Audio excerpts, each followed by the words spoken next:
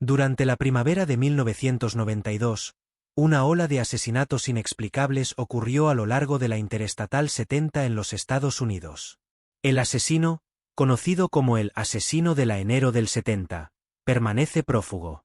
Las víctimas eran personas comunes, dueños de tiendas, empleados y clientes que simplemente estaban en el lugar equivocado en el momento equivocado. El primer crimen ocurrió en abril de 1992 en una pequeña tienda de conveniencia en Missouri. El propietario fue encontrado muerto, sin señales de robo ni motivo aparente. Días después, otro cuerpo fue descubierto en condiciones similares, pero en una ciudad diferente, a más de 100 kilómetros de distancia. Esto hizo que las autoridades comenzaran a sospechar que había algo más grande detrás. Las investigaciones revelaron un patrón alarmante. Todas las víctimas habían sido atacadas en lugares cercanos a la carretera enero del 70. Era como si el asesino estuviera usando la autopista como su ruta personal de terror, moviéndose rápidamente entre estados. La prensa rápidamente apodó al culpable como el asesino de la enero del 70, un nombre que pronto se extendió por todo el país. Pero, por más que intentaron, las investigaciones no lograban avanzar significativamente. Testigos informaron haber visto a un hombre misterioso en algunas de las tiendas antes de los crímenes, pero sus descripciones eran vagas e inconsistentes. Él parecía ser un fantasma, imposible de capturar. Otro detalle perturbador era la ausencia de robos significativos. El dinero en las cajas registradoras y las mercancías generalmente permanecían intactas, sugiriendo que el asesino no estaba motivado por ganancias financieras. Con el paso de los meses, el número de víctimas aumentaba, y el miedo se apoderaba de las comunidades a lo largo de la carretera. Los dueños de tiendas comenzaron a instalar cámaras de seguridad y reforzar puertas, pero nada parecía suficiente para detener al asesino. La policía lanzó alertas públicos y pidió ayuda a la población, pero las pistas seguían siendo escasas. Era como si el asesino conociera bien la región y supiera exactamente cómo evitar ser atrapado. Con los crímenes multiplicándose, las autoridades se dieron cuenta de que estaban lidiando con algo mucho más grande que un simple caso aislado. El asesino de la enero del 70 no estaba atacando al azar. Parecía estar enviando un mensaje. Los detectives comenzaron a trazar conexiones entre los lugares de los crímenes. Cada escena estaba separada por decenas o incluso cientos de kilómetros, pero todas tenían algo en común: su proximidad a la carretera enero del 70. Esta constatación levantó una hipótesis preocupante. ¿Y si el asesino estuviera usando la carretera como una ruta estratégica para escapar rápidamente tras cada crimen? Para complicar aún más las cosas, las víctimas no seguían un patrón específico. Había hombres, mujeres e incluso ancianos entre ellas, lo que dificultaba identificar un perfil claro de objetivo. Las autoridades comenzaron a trabajar con perfiles criminales, tratando de entender la mente detrás de esos ataques brutales. Mientras tanto, los medios continuaban explorando el caso, divulgando detalles macabros y aumentando el pánico en las ciudades cercanas a la carretera. Los noticieros advertían a los residentes que tuvieran cuidado, especialmente por la noche. Los comerciantes y dueños de gasolineras comenzaron a sentir los efectos del miedo. Muchos clientes evitaban detenerse en lugares aislados, lo que resultó en una caída significativa en los negocios. Algunas tiendas fueron obligadas a cerrar temporalmente. La policía intensificó sus búsquedas, montando bloqueos en las carreteras y patrullando áreas remotas. Helicópteros y perros rastreadores fueron utilizados en un intento de encontrar pistas que pudieran llevar al criminal. Sin embargo, a pesar de todos los esfuerzos, el asesino de la enero del 70 parecía invencible. Dejaba muy pocas pistas, como si supiera exactamente cómo evitar ser capturado. En algunas de las escenas del crimen, los investigadores encontraron marcas de neumáticos o huellas que podrían pertenecer al asesino, pero estas pistas eran demasiado vagas para ser útiles. Su comportamiento irregular dejaba a los investigadores aún más confundidos. A medida que pasaban los meses, el número de víctimas llegaba a 6, pero muchos temían que este número fuera aún mayor. Había informes de personas desaparecidas a lo largo de la carretera, y las autoridades comenzaron a investigar si estos casos estaban conectados. Las familias de las víctimas clamaban por justicia, organizando velas y pidiendo ayuda pública. Sus rostros marcados por el dolor aparecían en los noticieros, implorando información que pudiera llevar a la captura del asesino. La presión sobre las autoridades aumentaba día a día. Los policías y detectives trabajaban horas extras, analizando cada pequeña evidencia e interrogando testigos. A pesar de esto, el asesino de enero del 70 permanecía un enigma. Mientras tanto, el miedo continuaba extendiéndose. Los residentes de las áreas afectadas evitaban salir por la noche e instalaban sistemas de seguridad adicionales en sus casas y negocios.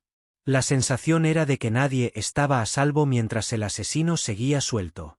Con el número de víctimas aumentando y el miedo extendiéndose, las autoridades decidieron intensificar sus esfuerzos. Fue creada una fuerza especial dedicada exclusivamente al caso del asesino de enero del 70. Esta incluía detectives experimentados, expertos forenses, psicólogos criminales e incluso agentes del FBI. Todos estaban determinados a resolver el misterio que asolaba la carretera. Una de las primeras acciones fue trazar un perfil detallado del asesino. Los expertos sugirieron que podría ser alguien con conocimiento de la región, quizás un conductor habitual de enero del 70 o incluso un residente local. Los investigadores también comenzaron a analizar patrones de comportamiento. Notaron que el asesino parecía elegir objetivos en lugares aislados, donde había pocos testigos y mínimas posibilidades de interrupción. Otro punto crucial era la ausencia de robos significativos. Esto planteó la hipótesis de que el asesino no estaba motivado por dinero, sino por algo más profundo, como odio, venganza o incluso placer. Para intentar identificar al criminal, las autoridades comenzaron a revisar imágenes de cámaras de seguridad de gasolineras, tiendas e incluso peajes cercanos a los lugares de los crímenes. Desafortunadamente, muchas de estas cámaras eran antiguas y proporcionaban imágenes de baja calidad. En algunos casos, las grabaciones mostraban vehículos sospechosos circulando por las áreas antes de los crímenes, pero sin suficientes detalles para identificar placas o conductores. Era como si el asesino supiera exactamente dónde estaban posicionadas las cámaras. La policía también lanzó una campaña masiva de concienciación pública, pidiendo que cualquier persona con información relevante se pusiera en contacto. Líneas directas fueron creadas, y recompensas ofrecidas por pistas que llevaran a la captura del asesino. A pesar de estos esfuerzos, las pistas seguían siendo escasas. Muchas de las llamadas recibidas eran falsas alarmas o teorías infundadas, lo que solo aumentaba la frustración de las autoridades. Mientras tanto, los investigadores comenzaron a explorar otra posibilidad. ¿Y si el asesino de enero del 70 fuera parte de un grupo más grande? Esta hipótesis surgió tras informes de testigos que mencionaron haber visto a más de una persona cerca de los lugares de los crímenes. Sin embargo, esta teoría fue rápidamente descartada cuando análisis más profundos revelaron que los ataques parecían ser obra de una sola persona. No había evidencia de colaboración o participación de otros individuos. Uno de los momentos más prometedores de la investigación ocurrió cuando un conductor de camión informó haber visto a un hombre extraño parado en un área de descanso cerca de uno de los lugares de los crímenes. Él describió al hombre como alto, delgado y vestido con ropa oscura. Aunque esta descripción fue útil, aún era muy genérica. Cientos de personas pasaban por enero del 70 todos los días, y encontrar a alguien basado solo en estos detalles parecía imposible. A pesar de todas las dificultades, la fuerza especial no desistió. Sabían que cada pequeña pista podía ser crucial para resolver el caso. Con el paso del tiempo, el miedo se convirtió en una presencia constante en las ciudades cercanas a enero del 70. Las personas comenzaron a cambiar sus hábitos diarios, evitando salir solas o detenerse en lugares aislados. Las gasolineras y tiendas pequeñas, que antes eran puntos de encuentro para viajeros y residentes locales, ahora eran vistas como posibles trampas. Muchos dueños de negocios reportaron caídas drásticas en el movimiento, poniendo en riesgo sus finanzas y supervivencia. En algunas áreas, grupos de vigilancia comunitaria fueron formados. Los residentes se unieron para patrullar las carreteras y monitorear actividades sospechosas. La sensación de vulnerabilidad era especialmente fuerte para quienes trabajaban por la noche. Los empleados de turnos nocturnos en tiendas y gasolineras pedían ser transferidos a horarios diurnos, mientras que otros simplemente dejaban sus empleos por miedo a ser atacados. Las escuelas locales también sintieron el impacto. Algunas instituciones comenzaron a ofrecer charlas y talleres para enseñar a niños y adolescentes sobre seguridad personal y cómo actuar en situaciones de peligro. Mientras tanto, teorías conspirativas comenzaron a circular por la región. Algunos residentes creían que el asesino de enero del 70 era parte de una organización secreta, tal vez vinculada al tráfico de drogas o a crímenes organizados. Otros especulaban que podría ser un exmilitar o alguien con entrenamiento especializado, dada la precisión y el planeamiento meticuloso de sus ataques. Estas teorías, aunque no comprobadas, alimentaban aún más el miedo colectivo. La prensa local y nacional jugó un papel crucial en la difusión de estas historias. Programas de televisión dedicados al caso comenzaron a atraer a millones de espectadores, muchos de los cuales enviaban sugerencias y pistas a las autoridades. Sin embargo, no todas estas contribuciones eran útiles. La mayoría de las llamadas recibidas por las líneas directas eran falsas alarmas, relatos vagos o incluso bromas de mal gusto. Esto solo aumentaba la presión sobre los investigadores. A pesar de esto, algunos informes merecieron atención especial. Uno de ellos vino de una mujer que afirmó haber visto a un hombre desconocido rondando su propiedad cerca de uno de los lugares de los crímenes. Ella describió su vehículo como un modelo específico de camioneta, algo que llamó la atención de los detectives. Desafortunadamente, cuando las autoridades intentaron rastrear el vehículo mencionado, descubrieron que había miles de camionetas iguales registradas en los estados cercanos. Sin más detalles, la pista acabó enfriándose rápidamente. Otro desafío enfrentado por la policía fue la dificultad de coordinar esfuerzos entre diferentes jurisdicciones. Como los crímenes ocurrieron en varias ciudades y estados, cada departamento de policía tenía sus propias prioridades y métodos de investigación. Para intentar resolver este problema, la Fuerza Especial centralizó la información en una base de datos compartida. Esto permitió que todos los departamentos involucrados tuvieran acceso a las mismas evidencias y actualizaciones, mejorando la comunicación y la eficiencia. A pesar de estas mejoras, el asesino de enero del 70 continuaba siendo un fantasma. Parecía estar siempre un paso adelante, como si supiera exactamente dónde y cuándo atacar. Sus elecciones de objetivos y lugares permanecían impredecibles. Mientras tanto, las familias de las víctimas luchaban para lidiar con el dolor y la incertidumbre. Para ellas, cada día sin justicia era un cruel recordatorio de la presencia de un asesino suelto, libre para continuar su rastro de terror. Con el paso del tiempo, las autoridades comenzaron a usar tecnologías más avanzadas para intentar capturar al asesino de enero del 70. Equipos como cámaras de vigilancia móviles y drones fueron introducidos en la búsqueda de pistas a lo largo de la carretera. Estos recursos ayudaron a monitorear áreas remotas e identificar vehículos sospechosos circulando en horarios inusuales. Sin embargo, el asesino parecía estar siempre un paso adelante, evitando ser detectado por estos dispositivos. En un esfuerzo por ampliar el alcance de las investigaciones, la policía también comenzó a analizar registros de hoteles, moteles y gasolineras a lo largo de enero del 70. Buscaban patrones de comportamiento que pudieran indicar la presencia de alguien fuera de lo común. Algunos testigos informaron haber visto a un hombre misterioso en diferentes lugares cerca de los crímenes. Él era descrito como alguien que mantenía la cabeza baja, usaba ropa oscura y evitaba el contacto visual. Este perfil ayudó a la Fuerza Especial a crear un retrato hablado aproximado del posible sospechoso. El retrato fue divulgado en programas de televisión y periódicos, pero pocas informaciones útiles surgieron como resultado. Otra línea de investigación se centró en individuos con historial criminal relacionado con violencia o comportamiento antisocial. Cientos de nombres fueron revisados, pero ninguno de ellos encajaba perfectamente en el perfil del asesino. Entre los sospechosos investigados estaba un hombre que había sido arrestado previamente por robos a tiendas en carreteras. Aunque su descripción era similar a la del asesino de enero del 70, tenía una coartada sólida para varias de las fechas de los crímenes. Mientras tanto, La prensa local y nacional continuaba desempeñando un papel crucial en el caso. Programas populares dedicados a crímenes reales comenzaron a dedicar episodios enteros al misterio del asesino de enero del 70, atrayendo a millones de espectadores curiosos.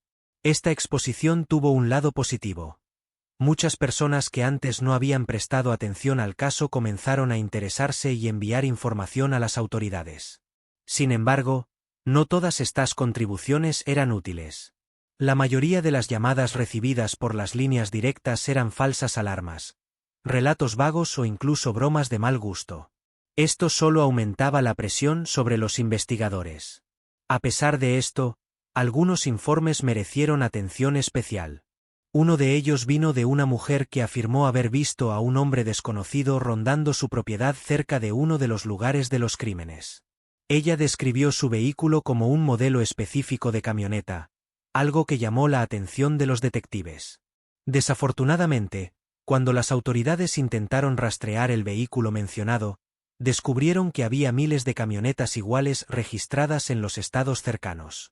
Sin más detalles, la pista acabó enfriándose rápidamente. Otro desafío enfrentado por la policía fue la dificultad de coordinar esfuerzos entre diferentes jurisdicciones. Como los crímenes ocurrieron en varias ciudades y estados, cada departamento de policía tenía sus propias prioridades y métodos de investigación. Para intentar resolver este problema, la Fuerza Especial centralizó la información en una base de datos compartida. Esto permitió que todos los departamentos involucrados tuvieran acceso a las mismas evidencias y actualizaciones, mejorando la comunicación y la eficiencia. A pesar de estas mejoras, el asesino de enero del 70 continuaba siendo un fantasma. Parecía estar siempre un paso adelante, como si supiera exactamente dónde y cuándo atacar. Sus elecciones de objetivos y lugares permanecían impredecibles. Mientras tanto, las familias de las víctimas luchaban para lidiar con el dolor y la incertidumbre. Para ellas, cada día sin justicia era un cruel recordatorio de la presencia de un asesino suelto, libre para continuar su rastro de terror. A medida que los meses se transformaban en años, el caso del asesino de enero del 70 dejó de ser solo una serie de crímenes para convertirse en un símbolo de miedo e incertidumbre. Las comunidades cercanas a la carretera comenzaron a sentir los efectos psicológicos de vivir bajo una amenaza constante.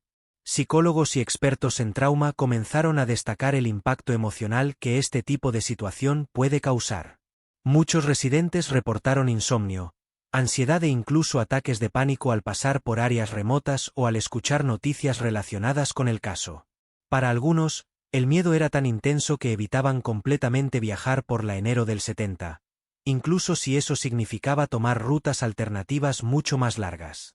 La carretera, que antes era una vía de conexión, se había convertido en un lugar de terror. Las empresas locales también sufrieron consecuencias económicas duraderas. Las tiendas y gasolineras que dependían de los viajeros vieron cómo sus ganancias se desplomaban, mientras que las aseguradoras aumentaban los precios para negocios ubicados a lo largo de la carretera. Mientras tanto, el caso continuaba ganando espacio en los medios y en la cultura popular.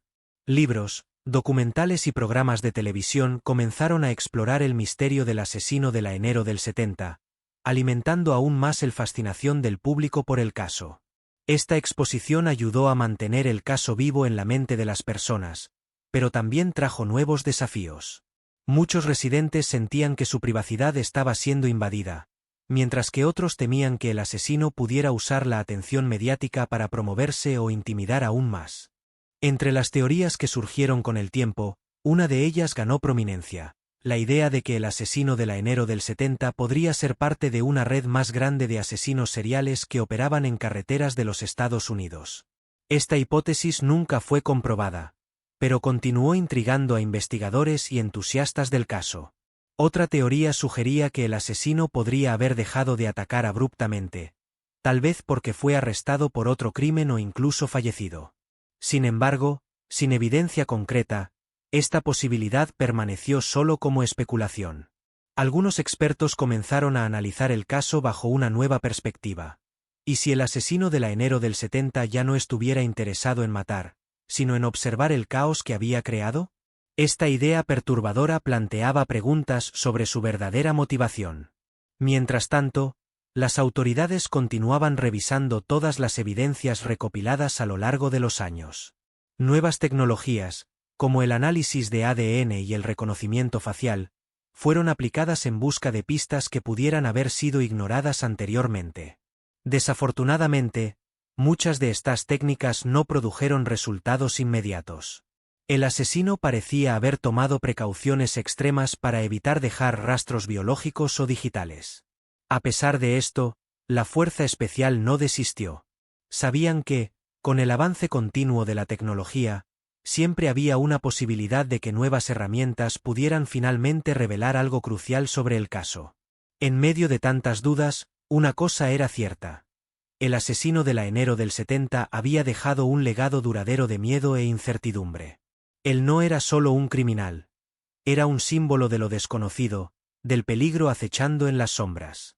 Para las familias de las víctimas, cada día sin justicia era un cruel recordatorio de que el asesino aún estaba libre. Ellas continuaban organizando velas y campañas públicas, implorando información que pudiera finalmente llevar a la captura del culpable. Mientras tanto, las comunidades a lo largo de enero del 70 intentaban seguir adelante, sabiendo que el espectro del asesino de enero del 70 continuaría flotando sobre ellas por mucho tiempo. Era un recordatorio de que, a veces, el mal puede permanecer impune, pero nunca olvidado.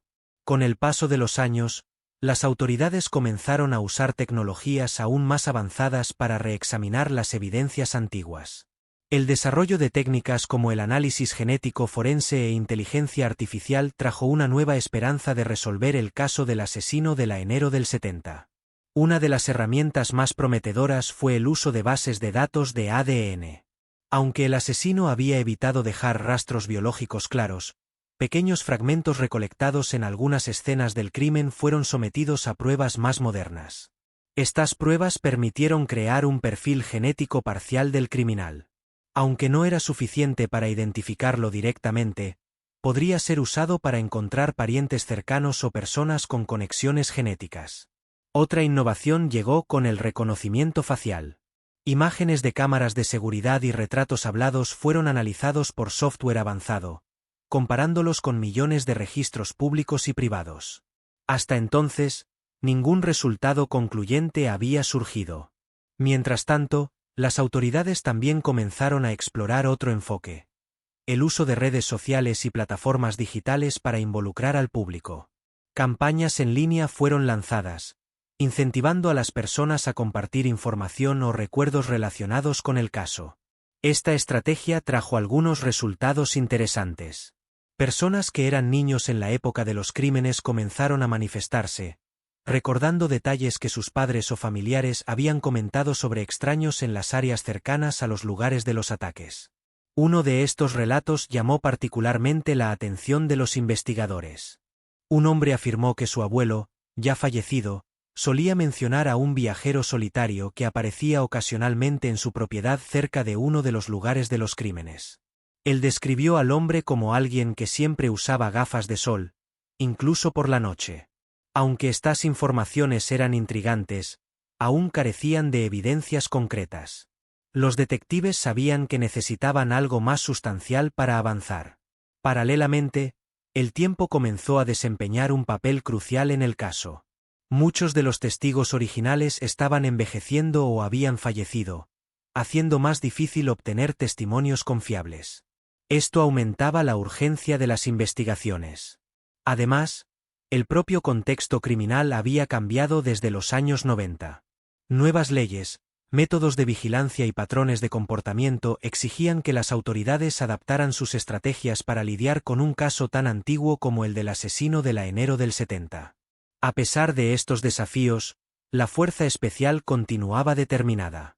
Sabían que, incluso décadas después, cada pequeña pista podía ser la clave para resolver el misterio. Reuniones regulares eran realizadas para revisar las evidencias existentes y discutir nuevos enfoques. En un gesto de transparencia, las autoridades decidieron abrir parte de los archivos del caso a investigadores independientes y expertos en crímenes reales. La idea era que nuevas perspectivas pudieran revelar algo que había sido pasado por alto anteriormente. Este movimiento generó debates acalorados. Algunos aplaudieron la decisión, argumentando que podría traer nuevas pistas y ayudar a resolver el caso. Otros criticaron, temiendo que información sensible pudiera ser mal utilizada o expuesta públicamente. Mientras tanto, el asesino de enero del 70 continuaba siendo un misterio vivo. Aunque no hubo nuevos crímenes atribuidos a él, su presencia parecía acechar las carreteras y las comunidades que había golpeado. Para muchos, se convirtió en una figura casi mitológica, un símbolo del mal impune. Para las familias de las víctimas y para las autoridades dedicadas al caso, el misterio no era solo una historia fascinante, era una cuestión de justicia. Sabían que, mientras hubiera una posibilidad, por menor que fuera, de capturar al asesino de enero del 70, no desistirían. El caso del asesino de enero del 70 no solo dejó un rastro de miedo, sino que también impulsó cambios significativos en la forma en que las autoridades abordaban crímenes en carreteras. Expuso fallas en el sistema de seguridad y llevó a mejoras que aún benefician a los viajeros hoy. Una de estas mejoras fue la instalación de cámaras de vigilancia en áreas remotas a lo largo de las carreteras. Antes de los crímenes, muchas de estas regiones estaban completamente desprotegidas, haciéndolas objetivos fáciles para criminales. Además, sistemas de emergencia fueron implementados en gasolineras y tiendas aisladas. Botones de pánico y alarmas silenciosas permitían que los empleados alertaran a las autoridades rápidamente en situaciones de peligro. Estas medidas no solo ayudaron a prevenir nuevos crímenes, sino que también dieron a los residentes y viajeros una mayor sensación de seguridad. Sin embargo, para aquellos que vivieron los años de terror causados por el asesino de enero del 70, estas mejoras llegaron demasiado tarde. Con el paso del tiempo, nuevas teorías comenzaron a surgir sobre el paradero del asesino. Algunos sugirieron que podría haberse mudado a otro estado o país, mientras que otros creían que simplemente había desaparecido tras los crímenes. Otra hipótesis intrigante era que podría haber continuado atacando, pero en un patrón diferente. Crímenes no resueltos en otras partes de los Estados Unidos comenzaron a ser revisados a la luz del caso del asesino de enero del 70. Aunque algunas coincidencias fueron encontradas, ninguna conexión directa fue comprobada. Entre las teorías más recientes estaba la idea de que el asesino podría haber sido alguien con conocimiento profundo de rutas y logística, tal vez un ex empleado de empresas de transporte o incluso un policía fuera de servicio. Esta teoría ganó fuerza cuando los investigadores descubrieron que algunos de los lugares de los crímenes estaban estratégicamente posicionados en puntos ciegos de las carreteras, donde cámaras y patrullas eran menos frecuentes. Esto indicaba un nivel de planeamiento que iba más allá de lo casual. A pesar de estas especulaciones, el verdadero motivo detrás de los crímenes permanecía un misterio. Para muchos, el asesino de enero del 70 parecía actuar no solo por placer o ganancia financiera, sino por algo más profundo y perturbador. El impacto emocional de las décadas sin resolución comenzó a pesar sobre las comunidades afectadas. Muchos residentes reportaron que el caso había creado cicatrices permanentes, dificultando confiar en extraños o sentirse seguros en ambientes públicos. Para las familias de las víctimas, el peso de la injusticia era aún mayor. Continuaban luchando para mantener el caso vivo, organizando eventos anuales para recordar a sus seres queridos y presionar a las autoridades a no abandonar las investigaciones. Estos esfuerzos trajeron resultados simbólicos, como la creación de placas memoriales a lo largo de enero del 70. Estas placas servían como recordatorios de lo que había sucedido y homenajes a las víctimas, asegurando que sus historias no fueran olvidadas. Al mismo tiempo, el caso continuaba atrayendo atención nacional e internacional. Documentales y podcasts dedicados al misterio del asesino de enero del 70 alcanzaron a millones de espectadores, muchos de los cuales contribuyeron con información y teorías propias. A pesar de esto, el asesino permanecía suelto, un fantasma que parecía inmune al avance de la tecnología y a la determinación de las autoridades. Para muchos, se convirtió en un símbolo del mal impune, un recordatorio de que no todos los misterios pueden ser resueltos. Incluso décadas después del crimen, el caso del asesino de enero del 70 permanecía activo en los archivos de las autoridades. Investigadores dedicados aún revisaban evidencias antiguas y aplicaban nuevas tecnologías con la esperanza de finalmente capturar al criminal. Una de las aproximaciones más recientes fue el uso de inteligencia artificial para analizar grandes volúmenes de datos recopilados a lo largo de los años. Algoritmos avanzados buscaban patrones o conexiones que podrían haber pasado desapercibidos por investigadores humanos. Esta tecnología ayudó a identificar posibles sospechosos en registros públicos, cruzando información como movimientos financieros, propiedades y antecedentes criminales. Hasta entonces, ningún nombre había sido confirmado como el verdadero asesino. Otra línea de investigación se centró en entrevistas con personas que tenían conexiones indirectas con los crímenes. Familiares de víctimas, exempleados de tiendas e incluso conductores de camiones que trabajaban en la época fueron interrogados nuevamente. Muchos de estos testimonios trajeron nuevos detalles intrigantes. Por ejemplo, un conductor de camión afirmó haber visto un vehículo extraño estacionado en un área remota cerca de uno de los lugares de los crímenes. Él describió el coche como un modelo específico, algo que no había sido mencionado anteriormente. Esta nueva información llevó a los investigadores a revisar registros de vehículos vendidos o robados en la región durante ese periodo. Aunque algunas pistas surgieron, aún no eran suficientes para apuntar directamente al asesino. Paralelamente, el caso continuaba siendo un tema popular en documentales y series de televisión. Programas como Cold Case Files y podcasts dedicados a crímenes reales dedicaron episodios enteros al misterio del asesino de enero del 70, atrayendo a nuevas audiencias. Esta exposición moderna trajo una nueva generación de interesados en el caso. Jóvenes investigadores, expertos en análisis de datos e incluso aficionados apasionados comenzaron a contribuir con sus propias teorías e interpretaciones. Algunas de estas contribuciones se basaban en mapas detallados de las áreas afectadas, mostrando posibles rutas usadas por el asesino. Otras se centraban en perfiles psicológicos más profundos, tratando de entender qué motivaba a alguien a cometer crímenes tan brutales. Entre las teorías más innovadoras estaba la idea de que el asesino de enero del 70 podría haber sido influenciado por otros asesinos seriales famosos de la época.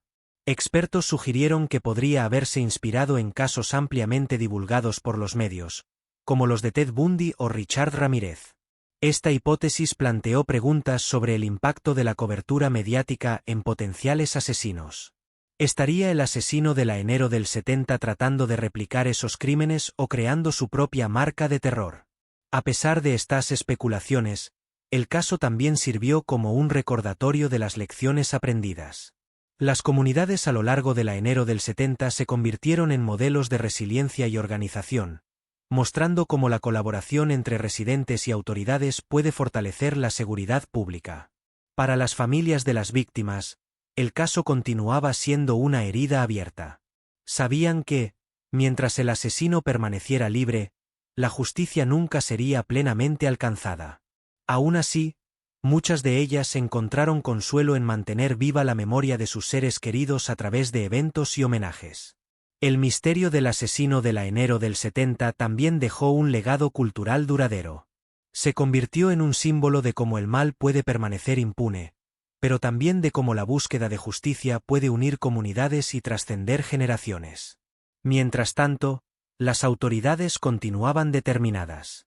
Sabían que, incluso después de tantos años, cada pequeña pista podía ser la clave para resolver el caso. Para ellas, el asesinato de enero del 70 no era solo un archivo polvoriento. Era una promesa de que la justicia aún podría ser hecha. El caso del asesino de enero del 70 es más que solo un misterio sin resolver. Es un recordatorio de cómo el mal puede infiltrarse en las rutinas diarias de las personas, transformando lugares familiares en escenarios de terror. A lo largo de las décadas, el caso dejó marcas profundas en las comunidades a lo largo de la carretera. Moldeó la forma en que las personas ven la seguridad, la confianza e incluso el papel de la tecnología en la búsqueda de justicia. Para muchos, el asesino de enero del 70 representa lo desconocido, el peligro escondido en las sombras. Es un símbolo de cómo ciertos crímenes pueden desafiar incluso a las mentes más brillantes y los recursos más avanzados. Sin embargo, también simboliza algo más positivo: la perseverancia humana. A pesar de décadas sin respuestas, las autoridades, las familias de las víctimas y los entusiastas del caso continúan buscando justicia, mostrando que la esperanza nunca muere. Este caso destaca la importancia de la colaboración. Ya sea a través de redes sociales, documentales o eventos comunitarios, las personas se han unido para mantener el caso vivo y buscar nuevas pistas. Aún hoy, pequeños detalles continúan surgiendo. Un antiguo empleado de una tienda puede recordar algo que pasó desapercibido en ese momento, o un archivo olvidado puede ser redescubierto. Cada fragmento de información es valioso. Además, el caso del asesino de la enero del 70 sirve como una advertencia para las futuras generaciones. Nos recuerda que la seguridad pública es un esfuerzo continuo y que nunca debemos subestimar el poder de un criminal determinado. Para las familias de las víctimas, el legado del caso es aún más personal. Luchan diariamente contra el dolor de la pérdida y la frustración de no saber quién fue responsable de los crímenes. A pesar de ello, encuentran fuerza en la memoria de sus seres queridos. Eventos anuales, como velas y campañas públicas, ayudan a mantener viva la historia de las víctimas. Estas iniciativas también sirven como un recordatorio de que, mientras haya personas dispuestas a luchar por justicia, el asesino de la enero del 70 no será olvidado. El caso también inspiró cambios significativos en el sistema de seguridad de los Estados Unidos. Desde cámaras de vigilancia hasta botones de pánico, muchas de las medidas implementadas en las carreteras tienen raíces en los horrores vividos durante ese periodo. Para los fanáticos de los crímenes reales, el asesino de la enero del 70 es un misterio fascinante que sigue intrigando. Documentales, podcast y libros sobre el caso atraen a millones de espectadores y lectores, muchos de los cuales contribuyen con sus propias teorías e interpretaciones. Algunas de estas contribuciones ya han llevado a nuevas investigaciones o a revisiones de evidencias antiguas. Aunque ninguna de ellas ha resuelto completamente el caso, muestran que el interés público puede ser una herramienta poderosa en la búsqueda de justicia. Mientras tanto, el asesino de la enero del 70 permanece como un fantasma, un criminal que parece haber escapado de la historia. Pero, para aquellos que han dedicado sus vidas a resolver el caso, él no es solo un nombre. Es un desafío que aún necesita ser superado. Tal vez algún día, con el avance de la tecnología o con una nueva pista inesperada, el misterio finalmente sea desentrañado. Hasta entonces, el asesinato de la enero del 70 continuará siendo un símbolo de resiliencia, curiosidad y búsqueda incansable por la verdad. ¿Qué opinas que le sucedió al asesino de la enero del 70? Comparte tus teorías en los comentarios a continuación y ayuda a mantener este caso vivo. Juntos, podemos asegurarnos de que las víctimas no sean olvidadas y que la búsqueda de justicia nunca termine. Suscríbete al canal para más historias intrigantes y misteriosas como esta. Después de todo, la próxima pista podría venir de ti.